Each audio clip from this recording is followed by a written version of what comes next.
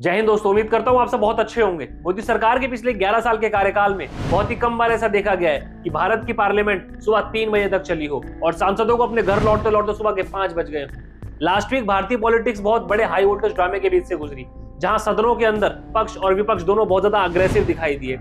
और इस अग्रेशन का और इस हाई वोल्टेज ड्रामे के पीछे जो सबसे बड़ा कारण था वो था वक्फ बिल के ऊपर चर्चा। वक्फ बिल अमेंडमेंट को लेकर के सदनों में चर्चा हुई, जिसको लेकर के पक्ष और विपक्ष दोनों एक दूसरे पे बहुत ज्यादा अग्रेसिव दिखाई दिए। लास्ट वीक के अंदर ये बिल दोनों राज्यसभा और लोकसभा से पास हो चुका है और अब ये बिल जाएगा राष्ट्रपति की मंजूरी के लिए। तो आइए बहुत जल्दी समझते हैं कि ऐसे कौन से 5 पॉइंट हैं जो इस बिल को चेंज होने के बाद में लागू कर दिए जाएंगे। सबसे पहले समझते हैं कि वक्फ का अर्थ क्या होता है। वक्फ एक अरबी शब्द है जो कि वकूफा से लिया गया है। वकूफा का मतलब ठहरना या फिर सुरक्षित करना होता है और इसी से शब्द बना है वक्फ, जिसका मतलब होता है किसी भी संपत्ति को या फिर किसी भी जमीन को जन कल्याण योजना हेतु सुरक्षित कर लेना।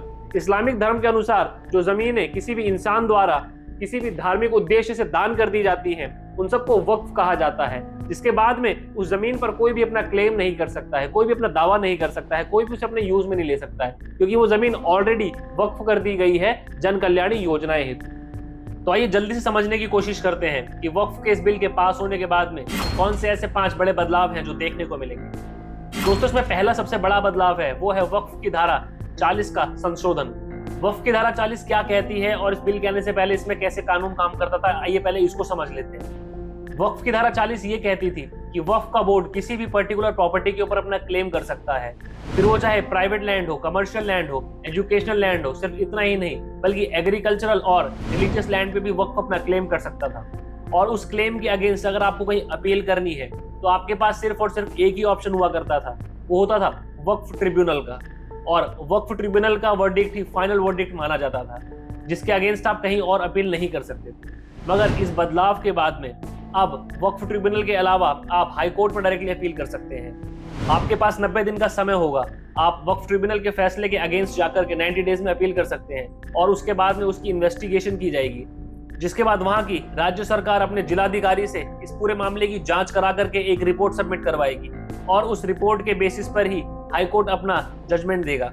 और अगर उस जजमेंट में वक्फ का दावा गलत निकलता है तो वो जमीन उनकी नहीं मानी जाएगी। ये सबसे पहला बदलाव था।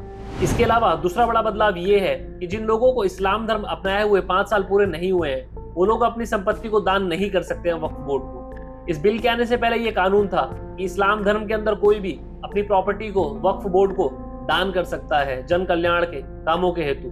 मगर अब इस बिल के आने के बाद में ये नया बदलाव आया है कि जिन लोगों को 5 साल पूरे नहीं हुए इस्लाम धर्म अपनाए हुए वो लोग अपनी संपत्ति दान नहीं कर सकते।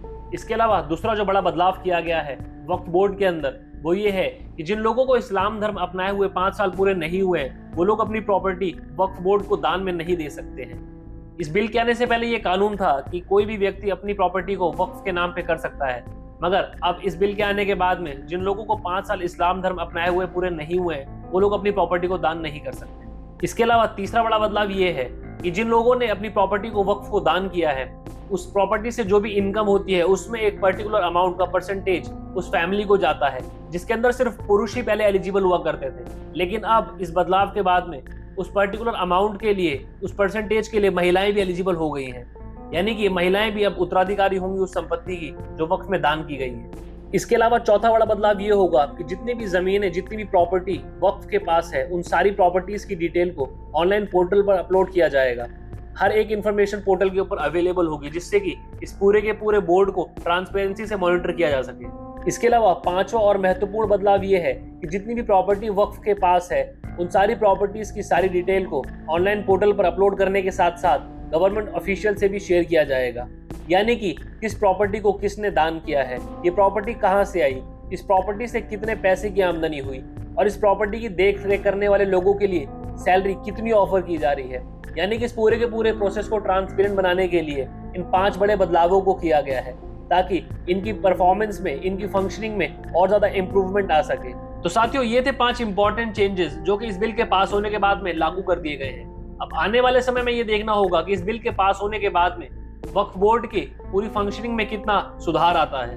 दोस्तों, उम्मीद करता हूं आपको आज का वीडियो पसंद आया होगा। अगर वीडियो आपको अच्छा लगा है तो इस वीडियो को लाइक कर दें, शेयर कर दें, चैनल पर नए हैं तो चैनल को सब्सक्राइब कर दें। अपने और अपने परिवार का ख्याल रखें। जय हिंद।